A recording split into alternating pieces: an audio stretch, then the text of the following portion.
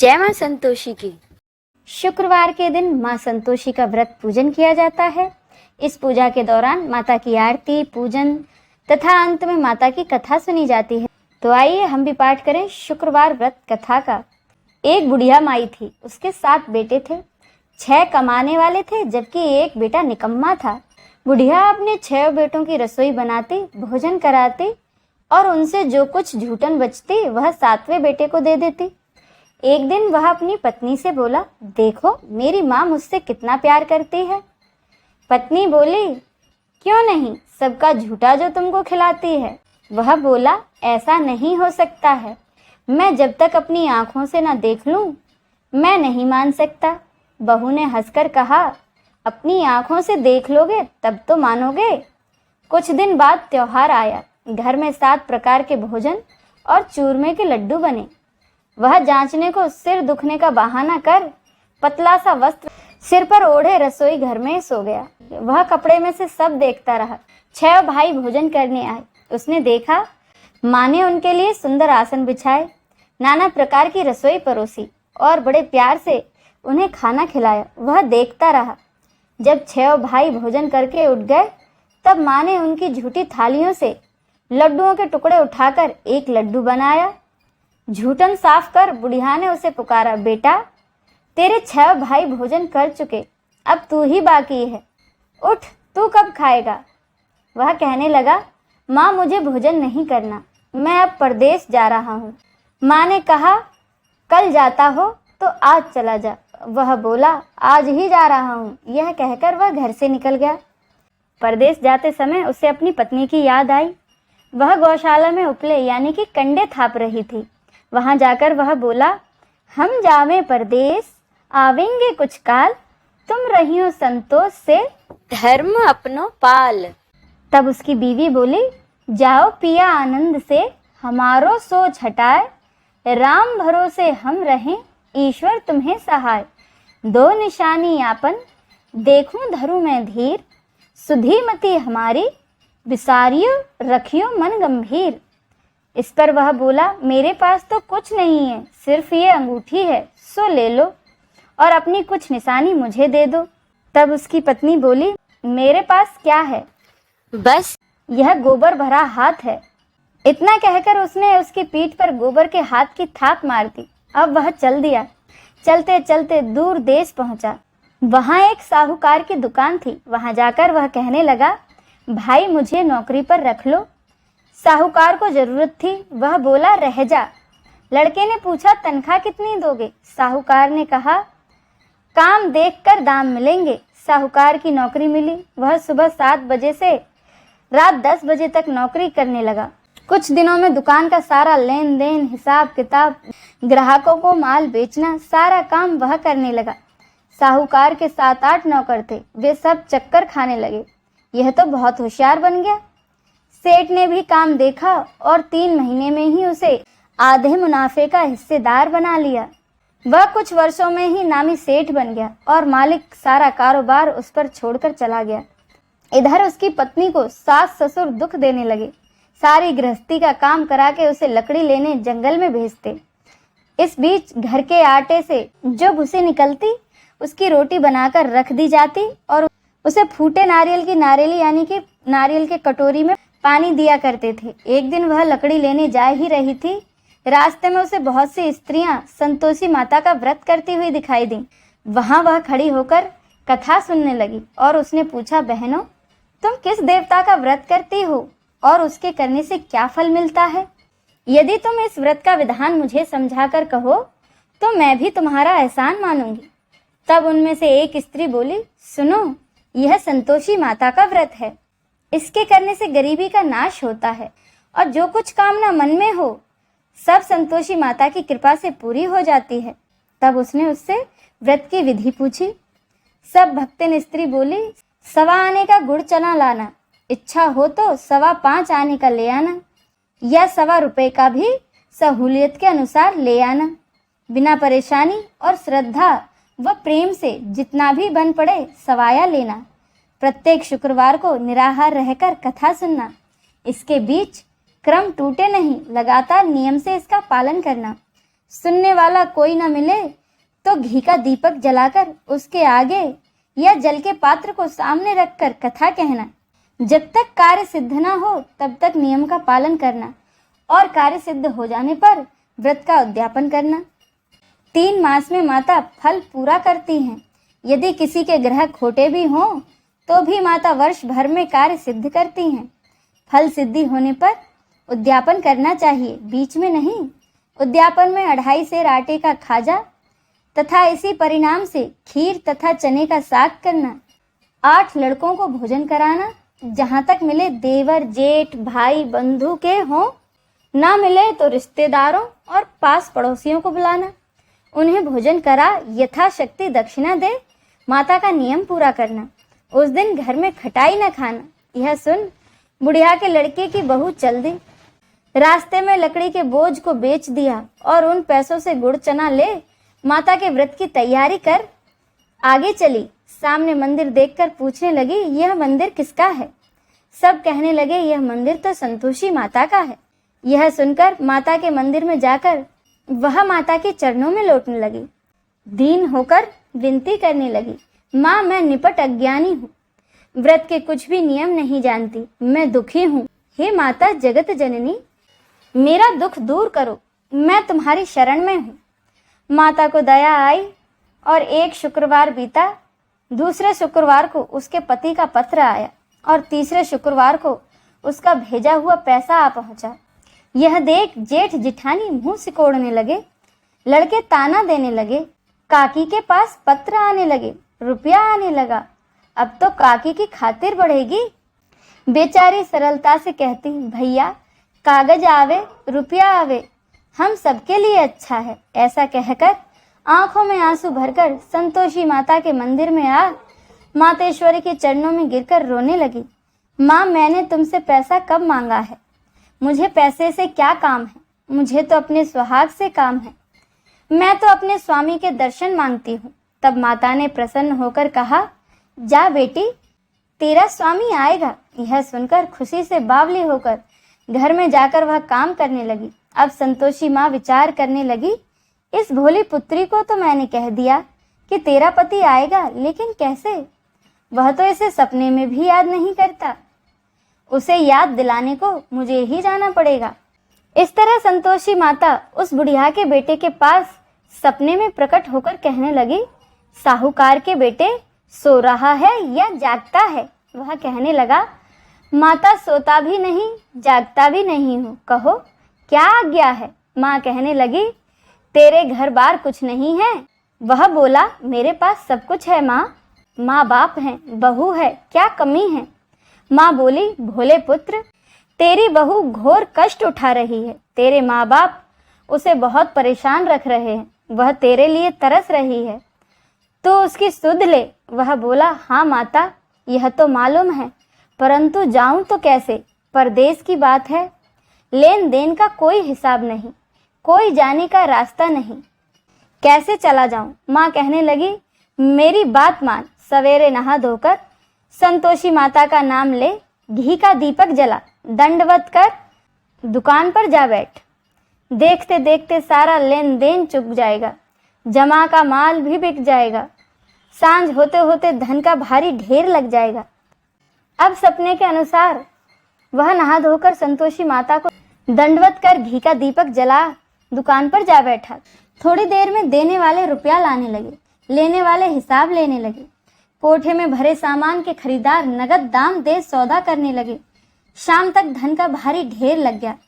मन में माता का नाम ले, चमत्कार दे, प्रसन्न हो घर ले जाने के वास्ते वह गहना कपड़ा सामान खरीदने लगा। यह काम से निपट तुरंत वह घर के लिए रवाना हुआ। उधर उसकी पत्नी जंगल में लकड़ी लेने जाती है। लौटते वक्त माताजी के मंदिर में विश्राम करती है। वह तो उसके प्रतिदिन रुकने का स्थान ठहरा। धूल उड़ती देख वह माता से पूछती है, माता यह धूल कैसे उड़ रही है? माता कहती है, पुत्री तेरा पति आ रहा है, अब तू ऐसा कर, लकड़ियों के 3 बोझ बना ले, एक नदी के किनारे रख, दूसरा मेरे मंदिर पर, वह तीसरा अपने सिर पर। तेरे पति को लकड़ियों का गट्ठर देख मोह पैदा होगा। वह यहाँ रुकेगा, नाश्ता पानी खाकर माँ से मिलने जाएगा। तब तू लकड़ियों का बोझ उठाकर जाना और चौंक कर गट्ठर डालकर जोर से आवाज़ लगाना, लो सासू जी लकड़ियों का गट्ठर लो, भूसी की रोटी दो, नारियल के खेपड़े में पानी दो, आज मेहमान कौन आया है माता जी। संतोषी माता से बहुत अच्छा कहकर वह प्रसन्न मन से लकड़ियों के 3 गट्ठर बनाती है, एक नदी के किनारे पर और एक माता के मंदिर पर रखती है। इतने में ही मुसाफिर आ पहुंचा। सूखी लकड़ी देख उसकी इच्छा उत्पन्न हुई कि हम यहीं पर विश्राम करें और भोजन बनाकर खा पीकर गांव जाएं। इसी तरह वह रुककर भोजन बना विश्राम करके गांव को गया। सबसे प्रेम से मिला। उसी समय सिर पर लकड़ी का गट्ठर लिए वह उतावली सी आती है। लकड़ियों का भारी बोझ आंगन में डालकर जोर से 3 आवाज़ देती है, लो सासू जी लकड़ियों का गट्ठर लो, भूसी की रोटी दो, आज मेहमान कौन आया है। यह सुनकर उसकी सास बाहर आकर अपने किए हुए कष्टों को भुलाने हेतु कहती है, बहू ऐसा क्यों कहती है, तेरा मालिक ही तो आया है, आ बैठ, मीठा भात खा, भोजन कर, कपड़े गहने पहन। उसकी आवाज़ सुन उसका पति बाहर आता है। अंगूठी देख व्याकुल हो जाता है। माँ से पूछता है, माँ यह कौन है। माँ बोली, बेटा यह तेरी बहू है, जब से तू गया है तब से सारे गांव में भटकती फिरती है, घर का काम काज तो कुछ करती नहीं, 4 पहर आकर खा जाती है। वह बोला, ठीक है माँ, मैंने इसे भी देखा और तुम्हें भी, अब दूसरे घर की ताली दो, मैं उसमें रहूँगा। माँ बोली, ठीक है जैसी तेरी मर्जी। तब वह दूसरे मकान की 3री मंजिल का कमरा खोल सारा सामान उसने वहाँ पर जमाया। उसका एक दिन में राजमहल के जैसा ठाट बाट बन गया। अब यह क्या था, बहू सुख भोगने लगी। इतने में शुक्रवार आया। उसने पति से कहा, मुझे संतोषी माता के व्रत का उद्यापन करना है। पति बोला, खुशी से कर लो। वह उद्यापन की तैयारी करने लगी। जिठानी के लड़कों को भोजन के लिए कहने गई। उन्होंने मंजूर किया, परंतु पीछे से जिठानी ने अपने बच्चों को सिखाया, देखो भोजन के समय खटाई मांगना, जिससे उसका उद्यापन पूरा ना हो। लड़के जीमने आए खीर, खाना भरपेट खाया। खाते ही कहने लगे, हमें खटाई दो, खीर खाना हमको नहीं भाता, देखकर अरुचि होती है। वह कहने लगी, भाई खटाई किसी को नहीं दी जाएगी, यह संतोषी माता का प्रसाद है। लड़के उठ खड़े हुए, बोले, पैसा लाओ। भोली बहू कुछ नहीं जानती थी, उन्हें पैसे दे दिए। लड़के उसी समय हट करके इमली खटाई ले खाने लगे। यह देखकर बहू पर माताजी ने कोप किया। राजा के दूत उसके पति को पकड़ ले गए। इस पर जेठ जेठानी मन माने वचन कहने लगे। वह कहने लगे, लूट लूट कर धन इकट्ठा कर लाया था, अब सब मालूम पड़ जाएगा जब जेल की मार खाएगा। बहू से यह सब सहन नहीं हुआ। वह रोती हुई माताजी के मंदिर गई। कहने लगी, हे माता, तुमने क्या किया, हंसाकर अब भक्तों को रुलाने लगी।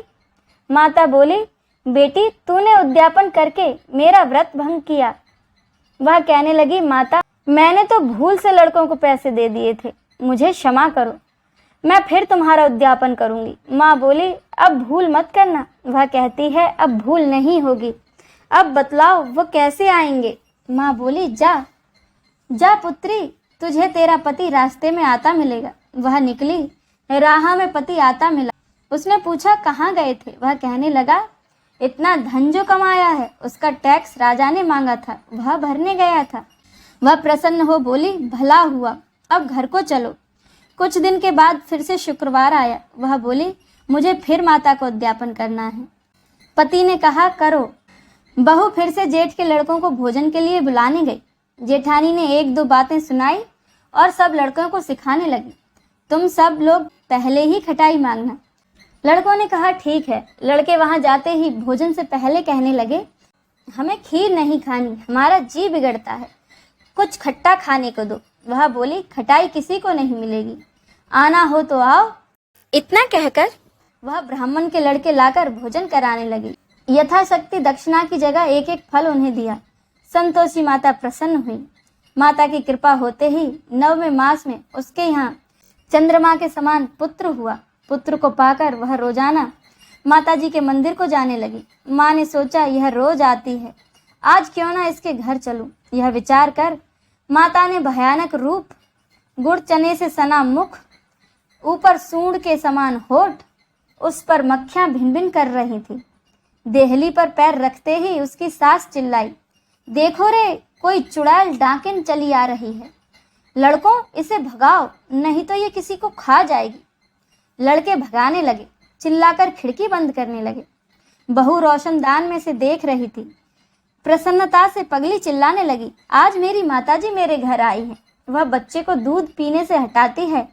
इतने में सास का क्रोध फट पड़ा। वह बोली, क्या उतावली हुई है, बच्चे को पटक दिया। इतने में माँ के प्रताप से लड़के ही लड़के उसे नजर आने लगे। वह बोली, माँ, मैं जिसका व्रत करती हूँ यह वही संतोषी माता है।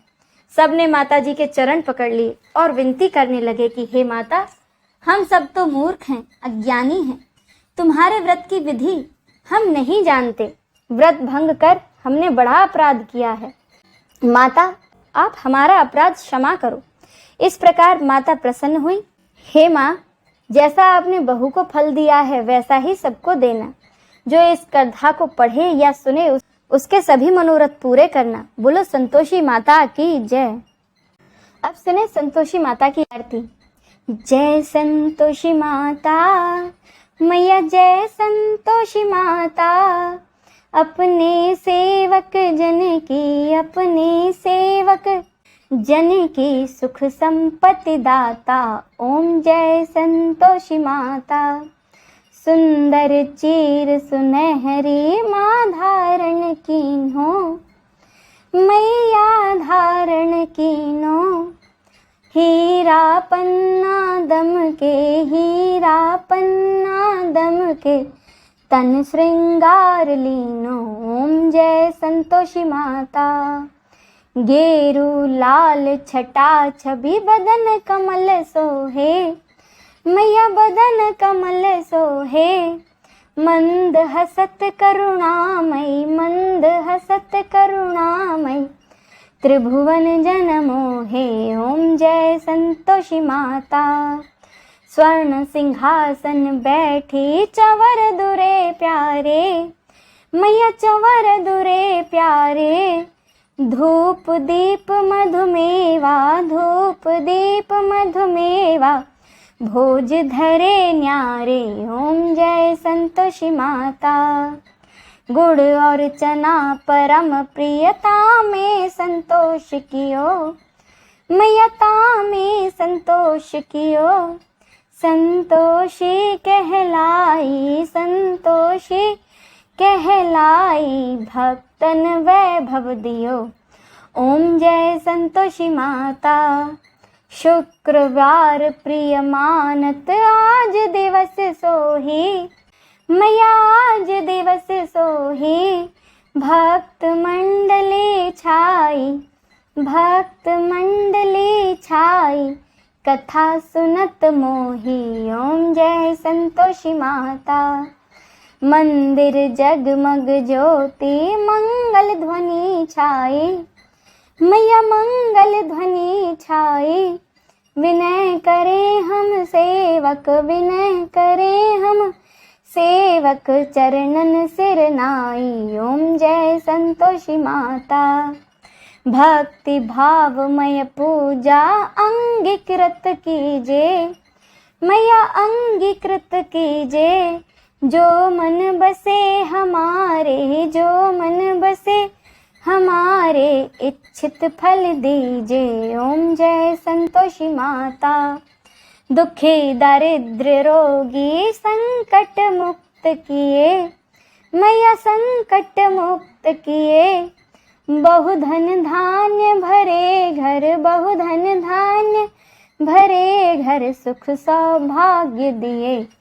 ओम जय संतोषी माता। ध्यान धरे जो तेरा वांछित फल पायो, मैया वांछित फल पायो।